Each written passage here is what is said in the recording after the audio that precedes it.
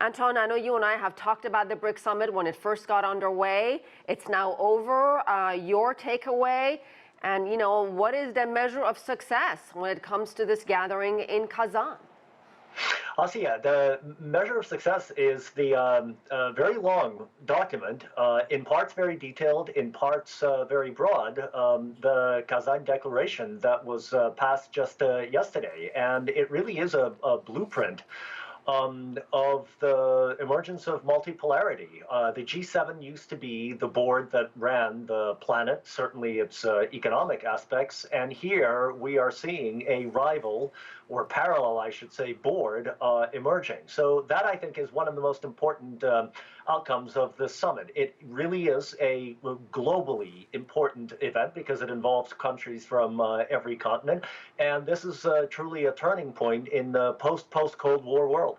And the fact UN Secretary General, despite objections from Ukraine, chose to go, what does that tell us about the growing significance of BRICS? And as UN Secretary General, shouldn't he have gone to be able to discuss important issues with world leaders that the Western world may not necessarily like? That's exactly right. That is the job of the UN, but the West has become very used over the past 30 years to treat the UN as an outgrowth of the Western view of the world, very Western-centric view of the world. So it's no surprise that not only Ukraine, but its supporters have seen Guterres' attempt at diplomacy as something of a betrayal. That, of course, is exactly why the UN was created in the first place, well over half a century ago, in order to settle issues at the negotiating table. And I think that part of the reason why Guterres decided to travel to Kazan is because the BRICS Forum is actually now emerging as another place, and one where people can debate issues without moralizing and preconceptions.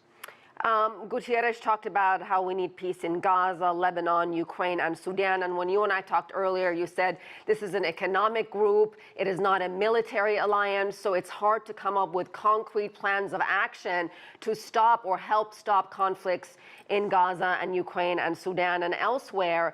I guess my question to you is, does this alliance carry any political weight in at least starting the conversation that could perhaps make a difference when it comes to those difficult global challenges?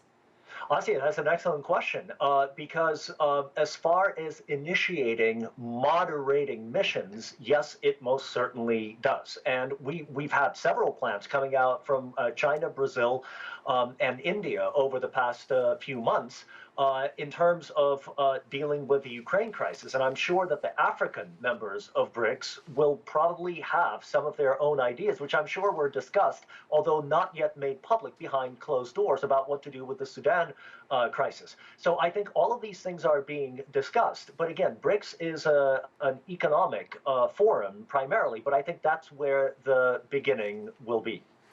President Xi Jinping and a number of other leaders there really talked about deepening cooperation on a number of fronts, including financial cooperation, which President Putin really wants to get done, coming up with alternatives to a Western payment system. How likely is that to happen, Professor? Oh, I think this is simply a question of time, but it depends on what we're talking about. The BRICS are going to seriously start moving towards a system which is the parallel of SWIFT, which is basically a bank messaging system. That, I guarantee our viewers, is going to happen within the next 5 years, and that because everyone is interested in that. Once the United States and the West weaponized the dollar, and then the financial system, especially SWIFT, that was a signal to everyone to find an alternative, which is not to say the dollar is going to disappear or that SWIFT is going to collapse, but there will be alternatives. But if we're talking about some kind of BRICS currency, that was ruled out, by the way, before the summit began. That is a very long-term prospect, although eventually, several decades down the road, I have no doubt that something of that will emerge also. And Professor, there's been very little reaction in the Western world to this BRICS summit in Kazan, Russia. Why is that? Because it's living and demonstrable proof that the Western hegemony, which has been the story of our planet since the Columbian epoch, is finally coming to an age. We're really living through a very historical and important global sort of tectonic shift, where the West is relatively becoming weaker compared to the rest of the world, where countries from the global South, the global majority today in terms of population, are claiming a stake in actually articulating the rules by which the geopolitical and geoeconomic game is played on our planet. All right, we'll leave it there. Professor Anton Fedyashin, thank you very much.